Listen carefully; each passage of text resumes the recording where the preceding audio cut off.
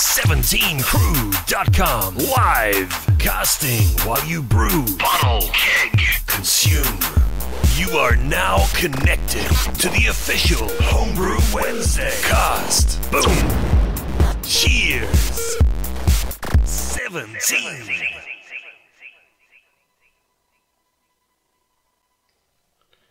Welcome to Homebrew Wednesday for July 11th, 2012. We're just pouring a homebrew here. That technique I've been using, it takes forever to pour a beer, but it tastes good, so I'll survive it. Nothing earth-shattering going on at Munising Beer this week. We're going to brew this week. Probably not by the date this is posted. Thursday or Friday, I'm hoping. I brewed last week, or a week ago. I bottled, I guess, on Sunday the 8th. And I bottled my first blonde. It was supposed to be my first lager. I just couldn't commit to 6 weeks in my fermenting fridge. I'm gonna do a lager. I just have enough things in the pipeline right now that I really want to get to, that occupying that fridge for that long seemed impractical. I'm trying desperately to find a chest freezer to put my controller on so I could do more than one fermenter at a time, which would not help for lagering because I would obviously have to keep everything the same temperature. Excuse me. And so we'll see where that goes. But it was supposed to be for the wife, and it is. It was supposed to be a lager, and it's not. But it was supposed to be a red stripe clone, so very, very light color. If you want the numbers, somewhere between 1 to 3 SRM. Very minor hop profile. Like, I think the scale is 14 to 17 IBUs, so very little. And so what I did is, instead of doing it as a lager, I did it as an ale. Put that into Beersmith. It came up as a blonde. My wife's name is Sarah. I used Nottingham as one of my yeasts. I used 2 yeast strains, and so I named it Sarah's Blonde Knot with 2 T's, double entendre. My wife is not blonde. I'm not sure about having used the 2 yeast. It should have been in the ideal range for both of them. I actually used the lager yeast because it went all the way up to 15 degrees Celsius, and so it could run up to about 60 degrees and be still in its main range. It worked up to about 75, I think. I think that's mostly so that you can do a diacetyl rest. But then I use the Nottingham yeast because it goes all the way down to about 57 in its range. And so I fermented right around between 59 and 60. At bottling, I tasted some, and there's a little of a bready note there, a little yeast thing that I don't know if it's going to clean up or not. It's not offensive. It's just not as clean as I would have liked. It's also 15% rice, between 15 and 20% rice, and that's what I'm attributing the fact that it did not clear. See, now, this ale here, I don't know if you can tell in the camera, but it's very clear. This blonde that I bottled is not going to be clear, but that's aesthetics, and I didn't brew it for its aesthetics, so we'll see how that goes. Now, what I have to sort out next, after I drink this right here, is I have the grist, or the grain bill, for my next batch,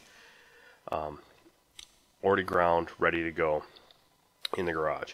Actually, it was ground at the homebrew shop. It was before I had my own mill, and I've had this one ready to go for about a month. It's actually Dawson's multi-grain red, I think it is, if I followed the directions, which I'm not sure I plan to do. And I can go 2 ways. I have a group of folks my dad and some other folks that I go to deer camp with that are looking for something very malty, very non-hoppy. I could do that with this. Easy enough. It's got a nice grain bill. It's got some good crystals and some chocolate in there. It would work there. My brother-in-law and I are kind of looking to hop one crazy here pretty soon, and I just picked up a pound of hops from, I'll try to get the link and put it in the description, and pretty good price, pretty good shipping in the States anyway. I bought a half pound of Willamette and a half pound of Cascade, and I was very happy with it. Significantly cheaper than buying them an ounce at a time at my local shop anyway.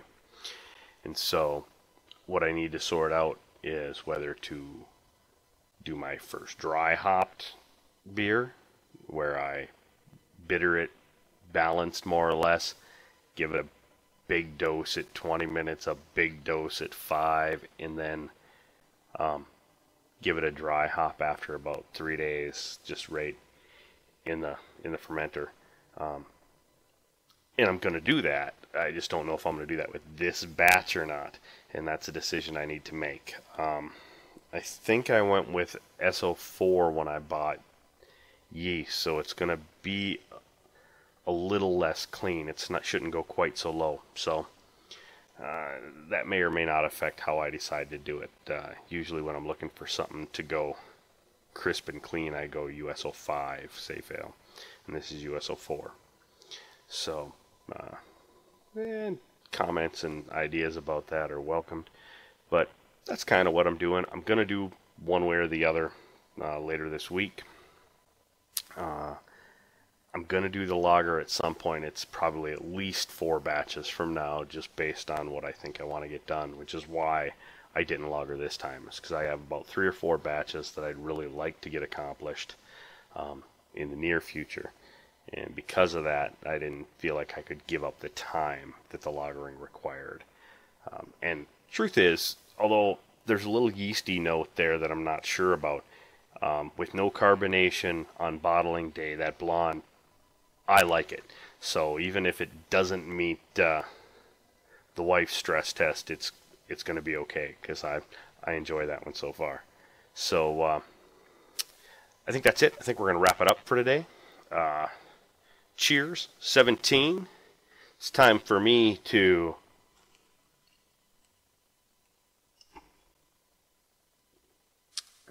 and we'll see y'all next week. Also, gonna try to get a JTV cast in this week, Monday, Tuesday. Next week, Monday, Tuesday is the days I've been shooting for. Still don't have a specific date in mind. We'll have to see. I'd love to pick a time and always cast at that time on JTV. I'll put my channel down in the comments of this video. I just haven't quite got to where I have that spot that I'm willing to commit to.